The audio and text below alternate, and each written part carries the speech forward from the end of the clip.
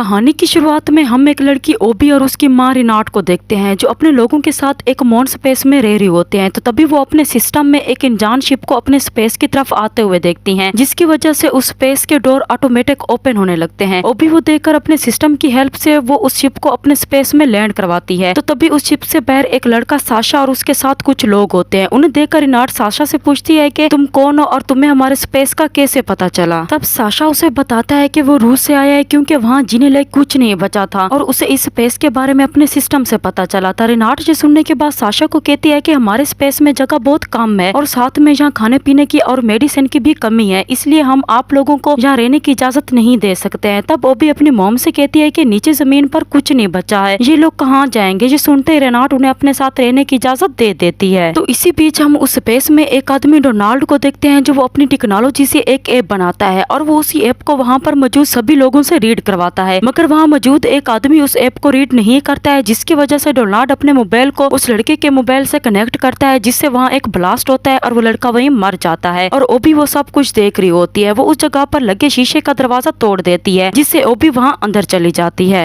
यहाँ वो डोनाल्ड को कहती है कि अगर मैं वाईफाई बंद कर दूं तो तुम्हारी ये टेक्नोलॉजी किसी काम की नहीं रहेगी, इसलिए तुम यहाँ जो भी काम करो लोगों की हेल्प के लिए करो, ना कि उन्हें मारने के लिए। वो सब लोग ये सुनते ही वहाँ से चले जाते हैं। तो तभी ओबी अपनी मॉम को देखती है जिसकी कंडीशन दिन ब दिन खराब होती जा रही थी। तो वहाँ पर एक लड़का मेलकम आ जाता है जो ओबी को कहता है कि तुमने उस रूस के शिप को बचाकर उसे अपने स्पेस में लाया, मुझे बहुत अच्छा लगा कि कैसे तुम लोगों की हेल्प करते हो। ये कहते ही मेलकम वहाँ से चला जाता है। फिर ओबी साशा के शिप में कुछ रिसर्च करने की कोशिश कर रही होती है। तो तभी वो एक आदमी को देखती है जो अपना चेहरा छुपाकर कहीं जा रहा होता है और ओबी भी उसका पीछा करती है, जिससे वो आदमी एक रूम में चला जाता है। और ओबी जैसे ही उस रूम में जाती है तो वो आदमी उसके सर पर कोई भारी चीज मार देता है, जिससे वो वहीं बेहोश हो जाती है। और जब ओबी को होश आता है तो वो उस आदमी को देखती है जो वो एक कैंडी जैसे दिखने वाली कोई चीज खा लेता है। फिर ओबी जब उस आदमी को देखती है तो वो कहती है कि तुम अभी जिंदा हो, तुम्हें तो मॉम ने मरते हुए देखा था। ये कहते ही ओबी उस आदमी पर अटैक कर देती है और वो आदमी उसे बताता है कि मेरे पास कुछ ऐसी चीजें हैं जिससे तुम्हारी मॉम ठीक हो सकती है। ये सुनते ही ओबी रुक जाती है। तो वो ओबी को एक कैंडी देकर बताता है कि इसे तुम अपनी मॉम को खिला दो, वो ठीक हो जाएगी। ओबी ये सुनते ही अपनी मॉम के पास चली जाती है और उसे वो कैंडी खिला देती है, जिससे उसकी मॉम तो बिल्कुल ठीक हो जाती है। ओबी ये देखकर फौरन उस आदमी के पास जाती है और उस आदमी का नाम वोल्फगैंग होता है। वो ओबी को कहता है कि मुझे पता था कि तुम वापस जरूर आओगी। ओबी उससे पूछती है कि वो क्या चीज थी जिससे मेरी मॉम ठीक हो गई है। वोल्फगैंग उसे बताता है कि वो चीज एक व्रिल है जिसमें बहुत पावर है। वो उसे बताता है कि पहले वो जिस जगह पर रहता था व्रिल उसे वहीं मिली थी, जहाँ उसने व्रिल का एक्सपेरिमेंट एक एप्पल के जरिए किया। लेकिन जब ये बात वोल्फगैंग के भाई हिटलर को पता चली तो उसने वोल्फगैंग को वहाँ से निकाल दिया था। फिर वोल्फगैंग अपनी एक उंगली काट लेता है और साथ में उस व्रिल को भी खा लेता है। उसे खाते ही उसकी उंगली फिर से रिजनरेट हो जाती है। तब वोल्फगैंग उसे कहता है कि तुम्हें अपने लोगों और अपनी माँ को बचाने के लिए उस व्रिल को लाना ही होगा। फिर वो उसे अपनी वही कटी हुई उंगली देकर बताता है कि आगे ये तुम्हारे काम आएगी। फिर ओबी वो उंगली लेकर वहाँ से चली जाती है और वो उस जगह पर जाने के लिए साशा को भी अपने साथ लेकर जा रही होती है। तो उसके सामने डोनाल्ड आ जाता है अपने साथियों के साथ। वो ओबी को कहता है कि उसने तुम्हारी और वोल्फगैंग की सारी बातें सुन ली थी, इसलिए अब मैं भी तुम्हारे साथ चलूंगा, जिससे ओबी उसे भी और साथ में मेलकम को भी अपने साथ ले जाने का फैसला करती है। जिसके बाद वो सब एक शिप में बैठकर उस जगह पर पहुंच जाते हैं, जहां वो सब उस जगह को देखकर हैरान हो जाते हैं कि वाकई में धरती कितनी खूबसूरत है। फिर साशा उन सबको कहता है कि यहाँ खतरा हो सकता है, इसलिए हमें यहाँ से जाना होगा। ये सुनते ही वो लोग जैसे ही आगे बढ़ते हैं तो वो एक ऐसी जगह पर जाते हैं जहाँ पर वो लोगों को देखते हैं जो कि बहुत अजीब होते हैं। तब डोनाल्ड अपनी पूरी टीम के साथ उन लोगों से बात करने की कोशिश करता है, मगर वो लोग उन्हें पकड़ लेते हैं। ओबी, साशा और मेलकम वो देखकर वहाँ से भाग जाते हैं, लेकिन रास्ते में उनके सामने दो डायनासोर आ जाते हैं, जिन्हें देखकर मेलकम ओबी और साशा को कहता है कि तुम लोग जाओ यहाँ से, मैं इन्हें कवर कर लूंगा। वो दोनों ये सुनते ही वहाँ एक दीवार से ऊपर चढ़ जाते हैं। तो तभी वो डायनासोर मेलकम पर अटैक कर देते हैं, जिससे वो बहुत जख्मी हो जाता है। तब वो लोग उसे अपने साथ ले जाते हैं। फिर ओबी और साशा वो देखकर वहाँ से चले जाते हैं और वो आगे दो आदमियों को मारकर उनके कपड़े पहन लेते हैं ताकि उन्हें वहाँ कोई पहचान ना सके। तो दूसरी तरफ हम डोनाल्ड और उसके साथियों को देखते हैं और साथ में मेलकम को भी देखते हैं, जिन्हें वो लोग वोल्फगैंग के भाई हिटलर के पास ले जाते हैं, जहाँ डोनाल्ड हिटलर को कहता है कि मेरे पास टेक्नोलॉजी है जिससे तुम्हें बहुत फायदा होगा, बस उसके बदले में तुम यहाँ हमारे लोगों को रहने की इजाजत दे दो। और हिटलर जी सुनकर वो डील डन कर लेता है। तभी मेलकम डोनाल्ड को कहता है कि तुम इस पर भरोसा नहीं कर सकते हो, ये कुछ भी कर सकता है। और ऐसा ही होता है क्योंकि हिटलर तो उन सबको अपना दुश्मन समझता था, जिसकी वजह से वो उन सबको मरवा देता है। लेकिन मेलकम कैसे भी करके खुद को खोल लेता है और वहाँ से भाग जाता है। तो दूसरी तरफ हम ओबी और साशा को देखते हैं जो वो एक जगह जाकर वहाँ का दरवाजा ओपन करने की कोशिश कर रहे होते हैं, मगर वो उनसे ओपन नहीं हो रहा होता है। फिर ओबी नक्शे में एक उंगली का निशान बने हुए देखती है, जिसे देखकर वो उसी उंगली को निकालकर उस दरवाजे पर लगा देती है, जिससे वो दरवाजा ओपन हो जाता है और वो दोनों अंदर चले जाते हैं, जहाँ उन्हें वो व्रील मिल जाती है। और ओबी उस व्रील को जैसे ही उठाती है तो तभी वो जगह टूटने लग जाती है। फिर ओबी और साशा वो देखकर वहाँ से बाहर चले जाते हैं, जहाँ वो एक डायनासोर वाले रथ पर बैठकर वहाँ से चले जाते हैं और उनके पीछे एक आग का गोला भी लगा होता है, जो कि सब कुछ तबाह कर रहा होता है और साथ में हिटलर के कुछ लोग भी उनके पीछे पड़े होते हैं। तो अचानक से वहाँ मेलकम भी आ जाता है, जो साशा के साथ सवार हो जाता है और ओबी उस रथ के साथ एक बड़ा सा जंप करते हुए आगे एक जगह पर पहुंच जाती है। फिर साशा और मेलकम भी बड़ी मुश्किल से जंप करके उस जगह तक पहुंच जाते हैं और उस आग के गोले की वजह से हिटलर के वो लोग भी मारे जाते हैं। जिसके बाद ओबी, साशा और मेलकम अपने शिप में बैठकर वापस अपने बेस में चले जाते हैं, जहाँ वोल्फगैंग ओबी से पूछता है कि तुम वो व्रील लाई हो या नहीं। फिर ओबी उसे वो व्रील दिखाती है, जिसे देखकर वो सब लोग हैरान हो जाते हैं। तो तभी वोल्फगैंग ओबी की मॉम को पकड़कर ओबी को कहता है कि उस व्रील पर सिर्फ मेरा हक है, इसलिए वो मुझे दे दो, वरना मैं तुम्हारी मॉम को मार डालूंगा। तो उसी वक्त हिटलर एक बहुत बड़े डायनासोर के ऊपर बैठकर वहाँ आ जाता है। सब लोग वो देखकर वहाँ से भागने लगते हैं। फिर ओबी की मॉम उस व्रील से एक घूंट पी लेती है, जिसे पीते ही उसके अंदर बहुत ज्यादा पावर आ जाती है और वो भागते हुए उस डायनासोर पर अटैक कर देती है, जिससे वो डायनासोर गिर जाता है और हिटलर भी उसके नीचे आकर वहीं मार जाता है। फिर ओबी वो व्रील साशा को दे देती है, जिसके बाद वो सब लोगों को एक शिप में बिठा रही होती है। तो उसी दौरान वोल्फगैंग ओबी की मॉम को गोली मार देता है और ओबी वो देखकर बहुत तकलीफ में आ जाती है। लेकिन साशा और मेलकम ओबी को शिप में लेकर वहाँ से चले जाते हैं, मगर ओबी बहुत दुखी होती है क्योंकि अब उसने अपनी मॉम को खो दिया होता है। तो तभी वो अपने शिप के अंदर सिस्टम में वोल्फगैंग को देखते हैं, जो कि एक प्लेन में बैठकर उनसे बात कर रहा होता है। वो ओबी को कहता है कि तुमने मुझे वो व्रील ना देकर बहुत बड़ी गलती कर दी है, इसलिए अब मैं तुम सबको मार डालूंगा। ओबी वो सुनकर अपने साथियों को कहती है कि वाईफाई नेटवर्क तो खत्म हो चुका है, फिर वो हमसे कैसे बातें कर सकता है। तब वो वोल्फगैंग के पास डोनाल्ड का मोबाइल देखते हैं, जिसे देखते ही ओबी अपने एक छोटे से मोबाइल के जरिए डोनाल्ड के मोबाइल को कनेक्ट करती है, जिसकी वजह से डोनाल्ड के मोबाइल से एक ब्लास्ट होता है, जिससे वोल्फगैंग का प्लान तबाह हो जाता है। ओबी और उसके साथी वो देखकर बहुत खुश हो जाते हैं। इसके बाद हम ओबी और साशा को देखते हैं, जो वो अब अपने लोगों के साथ एक और जगह की तलाश में निकल पड़ते हैं, क्योंकि अब उनके पास वो व्रील होता है, जिसकी वजह से अब वो किसी भी जगह आसानी से रह सकते हैं। और इससे ये कहानी यहीं पर एंड हो जाती है।